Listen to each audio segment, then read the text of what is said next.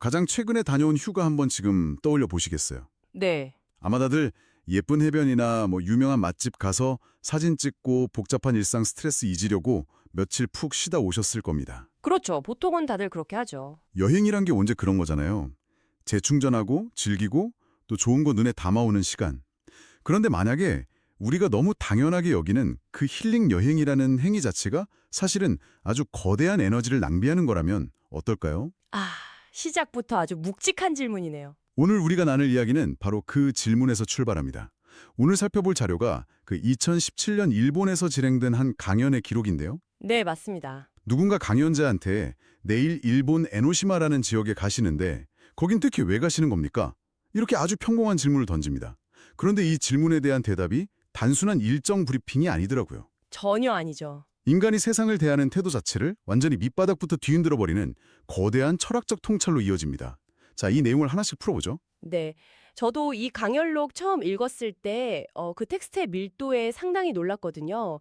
겉으로 보기에는 그냥 한 개인의 일본 방문 일정에 대한 답변 같아요. 그렇죠. 그런데 조금만 파고 들어가면 개인의 발걸음이 어떻게 국가적 운명과 연결되는지, 나아가서 보이지 않는 에너지의 법칙이 어떻게 작동하는지를 설명하는 거대한 세계관이 자리 잡고 있습니다. 스케일이 엄청납니다. 오늘 우리는 이 관광이라는 피상적인 행위 이면에 숨겨진 지식인이 세상을 경험하는 진짜 이유에 대해 아주 근본적인 맥락을 함께 짚어볼 겁니다. 좋아요. 그럼 바로 그 핵심 개념부터 꺼내보겠습니다. 이 강연에서는 우리가 흔히 아는 여행, 즉 travel이라는 단어를 쓰지 않아요. 대신에 만행이라는 아주 묵직한 단어를 사용합니다. 네, 만행이죠. 보통 우리는 가방 싸서 집 밖을 나서면 다 여행이라고 부르잖아요. 그런데 이 텍스트는 만행과 단순한 관광을 철저하게 분리합니다. 맞습니다. 아무 준비 없이 훌쩍 떠나는 건 만행이 아니라는 거예요. 기본 지식을 충분히 갖춘 사람이 무언가 본격적인 일을 시작하기 전에 그 현장을 직접 답사하는 행위, 이게 바로 여기서 정의하는 만행입니다. 그러니까 내가 앞으로 일할 무대를 미리 점검하는 아주 목적의식이 뚜렷한 발걸음이라는 거죠. 여기서 우리가 던져야 할 질문이 하나 나옵니다. 그렇다면 현장에 가서 도대체 무엇을 봐야 하는가? 네, 뭘 봐야 하죠? 일반적인 여행객이 비행기표를 끊는 이유는 아주 명확하잖아요. 아름다운 풍경 보고 맛있는 음식 먹고 좋은 호텔에서 쉬기 위해서입니다. 반짝이고 예쁜 걸 보러 가죠, 다들. 하지만 여기서 주목해야 할 매력적인 부분은 이 강연에서 말하는 만행의 목적이 완전히 그 반대편을 향해 있다는 점입니다. 반대편이요? 지역 사람들의 애환, 그들이 겪는 어려움, 힘들게 살아가는 밑바닥의 모습들을 눈에 담아야 한다고 강조하거든요. 심지어 텍스트의 표현을 그들을 빌리자면 그 지역에 고여있는 기운이 탁한 부분을 온전히 눈에 담고 그 기운을 쓸어 마시러 가는 것이 만행이라고 합니다. 잠깐만요. 탁한 기운을 쓸어 마시러 간다고요? 네, 그렇게 표현되어 있죠. 솔직히 이 표현은 좀 충격적인데요. 듣기만 해도 약간 피곤해지는 기분입니다. 보통 우리가 여행지 가면 빈민가나 낙후된 지역, 위험해 보이는 뒷골목은 일부러 피해서 다니잖아요. 당연히 피하죠. 내 돈 쓰고 귀한 시간 들여서 굳이 남의 고통을 보러 가고 그 어두운 기운을 내 안으로 흡수한다는 게 상식적으로 쉽게 납득이 가지 않거든요. 왜 굳이 그런 피곤한 방식을 택해야 하는 걸까요? 아주 자연스러운 의문입니다. 누구나 다 좋은 것만 보고 싶어 하니까요. 하지만 강연자의 논리는 이렇습니다. 좋은 것, 화려한 것, 이미 완성된 것은 우리가 굳이 해결하거나 손댈 필요가 없는 영역이라는 거예요.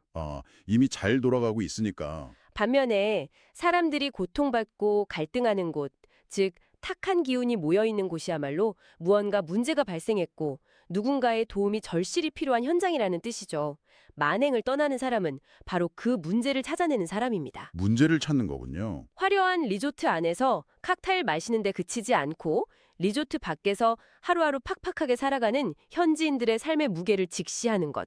그것이 세상을 제대로 읽어내는 첫 걸음이라는 의미입니다. 단순히 고통을 구경하는 이른바 빈민가 투어 같은 걸 하라는 게 아니네요. 그 사회가 안고 있는 진짜 모순과 마찰열을 온몸으로 감각하라는 뜻이군요. 정확합니다. 그렇게 생각하면 확실히 다르게 다가옵니다. 자료에 이와 연결되는 아주 명언 같은 구절이 하나 있었어요.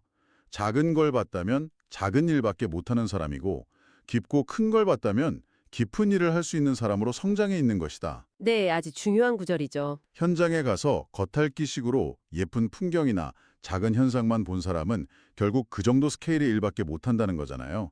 반대로 그 사회에 가장 깊고 골마있는 아픔을 들여다본 사람은 세상을 바꿀 수 있는 큰 인물로 성장한다는 논리네요. 그렇습니다. 현장의 고통과 애환을 끌어안고 돌아와야만 비로소 진짜 일을 시작할 수 있는 동력이 마련된다는 것이 이 논리의 핵심입니다. 그리고 여기서 만행을 완성하는 아주 결정적인 메커니즘이 하나 등장해요. 메커니즘이요? 현장의 애환을 보고 돌아온 후 단순히 아, 참 안타깝다, 불쌍하다 이렇게 동정하는 데서 끝나면 안 됩니다. 그것을 가슴에 품고 돌아와서 하늘 혹은 자연을 향해 거대한 약속을 해야 합니다. 이것을 강연자는 원을 세운다고 표현하죠. 원을 세운다. 일종의 맹세나 서약 같은 거군요. 맞아요. 제가 이 지역에서 사람들의 이런 아픔과 모순을 똑똑히 보았습니다. 저는 이제부터 제 일생을 바쳐 이 문제를 해결하는 일을 하겠습니다. 이렇게 혼신을 다해 맹세하는 행위입니다. 네. 그리고 이 세계관의 가장 흥미로운 지점은 바로 그 다음인데요. 한 개인이 사회의 아픔을 치유하겠다는 확고하고 이타적인 원을 세울 때 비로소 대자연이 그 일을 실제로 해낼 수 있는 거대한 힘과 에너지를 그 사람에게 부여한다는 겁니다. 자연이 힘을 준다. 솔직히 이 부분은 조금 너무 형이상학적으로 들리긴 하거든요. 그냥 방 안에서 굳게 다짐한다고 갑자기 우주가 저한테 초능력이나 어마어마한 자본을 쏴준다는 건 아닐 테고요. 이걸 우리가 살아가는 현실의 언어로 어떻게 이해해야 할까요? 실리콘밸리의 투자 생태계를 한번 떠올려 보시죠. 실리콘밸리요? 네, 어떤 창업자가 벤처캐피탈에 가서 저는 예쁜 차를 타고 고급 저택에 살고 싶습니다. 저한테 투자해 주세요. 라고 한다면 아무도 돈을 주지 않겠죠? 쫓겨나겠죠, 당장. 그건 개인의 사역이니까요.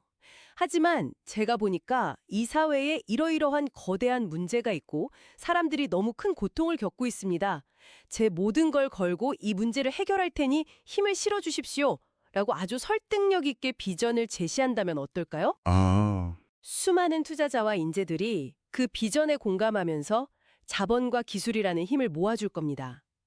여기서 말하는 자연의 법칙도 이와 비슷하게 이해할 수 있어요.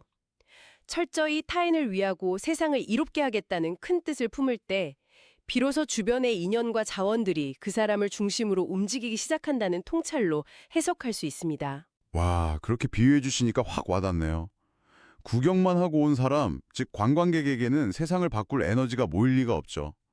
문제를 풀겠다고 덤벼드는 사람에게만 자원과 기회가 몰린다는 거군요. 네, 바로 그겁니다. 자, 그런데 이 철학적인 만행의 원리가 한국의 근현대사와 엮이면서 이야기가 아주 구체적이고 뼈아픈 방향으로 전개됩니다. 이것을 더 큰 관점과 연결해 보자면 어떨까요? 네, 강연자는 지극히 개인적인 수련 과정인 만행을 거시적인 5,000년의 역사적 타임라인 위로 끌어올립니다. 한민족이 지난 5,000년 동안 외부 세계를 활발하게 개척하지 않고 한반도라는 좁은 영토 내에 머물렀던 이유를 새롭게 해석하거든요. 네, 텍스트에 그렇게 나오죠. 그 오랜 시간은 결코 뒤처지거나 고립된 시기가 아니라 내면의 세포를 키우고 지식을 축적하면서 때를 기다리는 거대한 인큐베이팅 기간이었다는 겁니다. 그렇게 수천 년간 기초 체력을 다진 끝에 마침내 하늘과 바다, 통신 등 국제사회의 문호가 활짝 열리면서 폭발하는 분기점이 생기는데 그 시점을 1988년 서울 올림픽으로 지목합니다. 1988년 올림픽. 진짜 흥미로워지는 부분이 바로 여기입니다.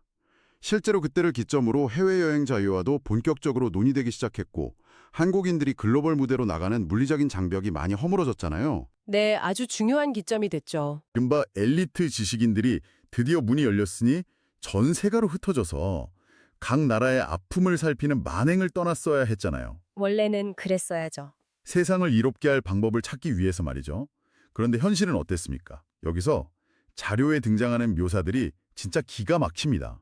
아주 적나라해요. 네, 강연자는 당시 지식인들의 엇나간 발걸음을 아주 신랄하게 비판합니다. 코브라 누나를 빼먹고 곰 발바닥을 사먹었다. 텍스트에 진짜 이렇게 나오잖아요. 저 처음에 이거 보고 너무 원식적인 표현이라 약간 웃음이 났는데 가만히 곱씹어 보니까 굉장히 섬뜩한 묘사더라고요. 아주 강렬하죠. 동남아시아로 몰려가서 온갖 기행을 저지르고 괌의 푸른 바다와 눈부신 햇볕에 환장해서 그저 해변에 뒤집어져 놀면서 돈을 낭비했다는 씁쓸한 일화들이 생생하게 묘사되어 있습니다.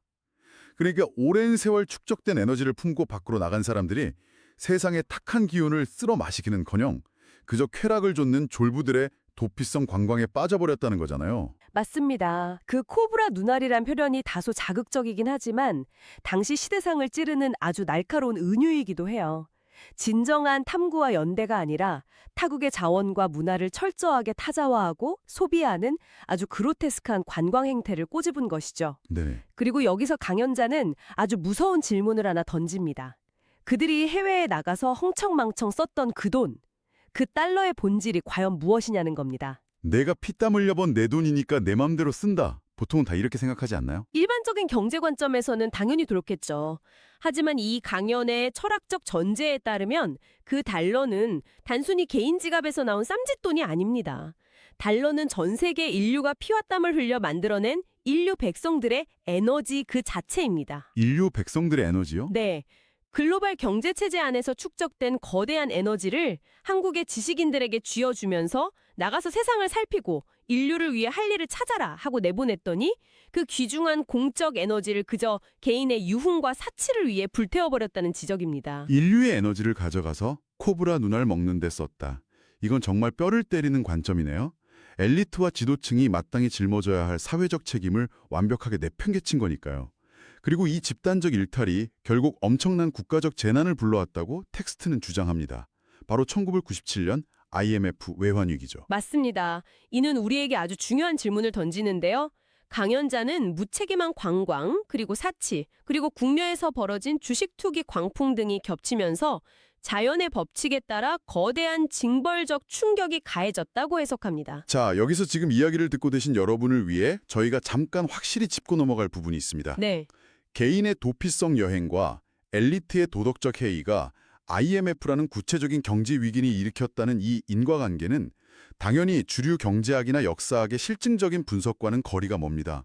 저희가 지금 이 텍스트를 통해서 어떤 특정한 정치적 입장이나 역사적 팩트를 옹호하려는 게 절대 아니거든요. 그럼요. 저희 역할은 철저히 중립적인 입장에서 이 강연록이 세상을 바라보는 아주 고유하고 독특한 철학적 프레임을 있는 그대로 전달해 드리는 겁니다. 오해 없으시길 바랍니다. 네, 아주 중요한 포인트 짚어주셨어요. 이 텍스트는 경제학 논문이 아니라 일종의 철학적이고 영적인 사회 비평에 가깝습니다. 강연자가 진짜 하고 싶은 말은 외환 보유고가 왜 고갈되었는가에 대한 거시경제적 분석이 아니에요. 그렇죠. 홍익인간, 즉 널리 인간을 이롭게 할 사명을 띤 지식인들이 그 책임을 방기했을 때 사회의 시스템이 얼마나 철저하게 무너져 내릴 수 있는가를 IMF라는 뼈아픈 역사적 트라우마를 빌려 경고하고 있는 것이죠. 할 일을 찾지 않고 사역만 채우면 대자연은 충격을 주어서라도 그 궤도를 수정하게 만든다는 아주 엄중한 메시지입니다. 지식인의 책임 방기가 가져오는 파국을 은유적으로 설명한 것이군요. 그렇게 이해하니까 이 논리가 훨씬 더 입체적으로 다가옵니다. 자, 그럼 이렇게 먼 길을 돌아 다시 이 강연의 가장 첫 장면으로 가보죠. 강연의 시작이 뭐였는지 기억하시나요? 네. 내일 일본 에노시마에는 대체 왜 가시는 겁니까? 이 질문이었어요. 여기까지 이야기를 나눈 지금 듣고 계신 여러분은 이 대답이 어떻게 들리실지 참 궁금합니다. 강연자가 에노시마에 가는 이유는 이제 아주 명확해졌습니다. 유명한 신사를 구경하거나 바다를 보며 힐링하기 위해서가 아닙니다. 5,000년의 시간, 그리고 IMF라는 혹독한 대가를 치르고 얻은 교훈을 실천하기 위한 발걸음인 것이죠. 네. 태평양과 접해 있는 에노시마에 가서 일본이라는 나라가 안고 있는 모순과 아픔, 그 탁한 기운을 기꺼이 자신의 눈과 마음에 담겠다는 겁니다. 그리고 일본의 약점을 비웃거나 이용하는 것이 아니라 일본을 참되게 이롭게 할 방법이 무엇인가를 치열하게 고민하겠다는 이타적인 선언입니다. 국경을 넘어서 타국의 아픔을 흡수하고 그들을 도울 방법을 찾아 하늘에 원을 세운다. 처음엔 그저 소박한 일정 안내인 줄 알았는데 끝까지 파고들어 보니까 이건 거의 인류에 대한 장엄한 선언문이었네요. 결국 만행이라는 건 내가 발딛고 있는 이 세계를 더 나은 곳으로 만들겠다는 아주 치열하고 구도자적인 태도 그 자체입니다. 맞습니다. 단순히 지리적인 이름을 넘어서 우리가 타인과 세상을 어떤 태도로 마주해야 하는지 아주 근본적인 윤리를 묻고 있는 셈이죠. 자, 그럼 이 모든 게 대체 무슨 의미일까요? 오늘 우리는 한 편의 강연록을 통해 여행과 만행 사이에 존재하는 깊고도 넓은 간극을 들여다보았습니다. 남의 고통을 외면하는 화려한 관광 코브라 눈알로 상징되는 무책임한 쾌락, 그리고 책임을 다하지 못한 지식인들에게 닥친 역사적 위기까지. 이 이야기들을 다 관통하고 나니까 당장 다음번에 캐리어를 꺼낼 때 마음가짐이 완전히 달라질 것 같습니다. 확실히 다르게 느껴지겠죠. 지금 짐을 싸고 있는 나는 그저 현실에서 도피하려는 것인가? 아니면 세상의 이면을 살피고 나의 역할을 찾으려는 참된 만행을 준비하는 것인가? 스스로에게 아주 묵직한 질문을 던지게 되네요. 저는 여기서 한 걸음 더 나아가서 이 만행이라는 개념을 지금 이 시대를 살아가는 우리의 일상, 특히 디지털 세상으로 가져와 보고 싶습니다. 디지털 세상에서의 만행이요? 그건 전혀 생각해보지 못한 접근인데요. 텍스트에서는 비행기를 타고 다른 나라로 물리적인 이동을 하는 것을 전제로 이야기했죠. 하지만 현대인은 우리는 매일같이 스마트폰을 통해 인터넷과 소셜미디어라는 방대한 세계로 접속합니다. 눈만 뜨면 접속하죠. 가만히 생각해 보시죠. 지금 이 시대에 사람들의 애환, 분노, 갈등, 정보의 과부하라는 이 탁한 기운이 가장 짙게 깔려 있는 곳이 어디일까요? 바로 온라인 공간입니다. 와, 듣고 보니까 정말 그렇네요. 당장 댓글창이나 소셜미디어 피드 조금만 내려봐도 혐오랑 피로감이 엄청나게 넘쳐나니까요. 그렇습니다. 우리는 매일 그곳을 여행하고 있어요. 그렇다면 여러분은 지금 그 디지털 세계에서 어떤 여행객입니까? 남들이 싸우는 걸 구경하고 자극적인 콘텐츠를 소비하면서 그 탁한 기운을 무방비하게 흡수해 스트레스만 받고 있지는 않으신가요? 찔리는 분들 많으실 겁니다. 마치 과거의 지식인들이 의미 없이 시간을 낭비했던 것처럼 말이죠. 만약 우리가 스크롤을 내리는 그 행위를 디지털 만행으로 바꾼다면 어떻게 될까요? 이 피로한 생태계의 아픔을 직시하고 내가 머무는 이 온라인 공간을 조금이라도 더 나은 곳으로 만들기 위해 나는 어떤 작고 의미 있는 원을 세울 것인가. 이 관점을 적용하는 순간 우리가 스마트폰 화면을 여는 태도 자체가 완전히 달라질 수 있습니다. 다음번 스마트폰 화면을 열 때 스스로에게 꼭 질문해 보시기 바랍니다. 디지털 세상의 탁한 기운 속에서 나만의 원을 세운다. 이건 정말 오늘 이야기의 활용점정이네요. 소셜미디어를 단순히 정보의 쓰레기장이나 시간 낭비로 보지 않고 내가 치유하고 정화해야 할 만행의 현정으로 바라본다뇨? 당장 오늘 저녁에 침대에 누워서 무심코 피드를 넘길 때 그 스크롤 내리는 손가락 끝에 엄청난 책임감이 느껴질 것 같습니다. 그냥 짜증만 낼 게 아니라 이 갈등을 어떻게 풀 수 있을까 고민하는 작은 시작점이 될 테니까요. 그것이 바로 이 자료가 과거의 맥락을 뛰어넘어 오늘날 우리에게 던지는 가장 실천적이고 도발적인 화두가 아닐까 생각합니다. 오늘 우리가 나눈 이 깊은 대화가 지금 듣고 계신 여러분의 일상에 작지만 의미 있는 균열을 엘냈기를 바랍니다. 평범해 보이는 일상 속에서도 멈춰서서 새로운 질문을 던질 줄 아는 여러분의 그 멋진 호기심은 언제나 세상을 조금씩 변화시키는 원동력이니까요. 오늘 저희가 준비한 심층탐구는 여기까지입니다. 여러분의 오늘 하루가 세상의 이면을 깊고 따뜻하게 바라보는 의미 있는 만행이 되기를 진심으로 응원합니다. 저희는 다음 시간에도 세상을 다르게 보게 만들 가장 흥미롭고 놀라운 지식들을 샅샅이 파헤쳐서 돌아오겠습니다. 끝까지 함께 해주셔서 감사합니다.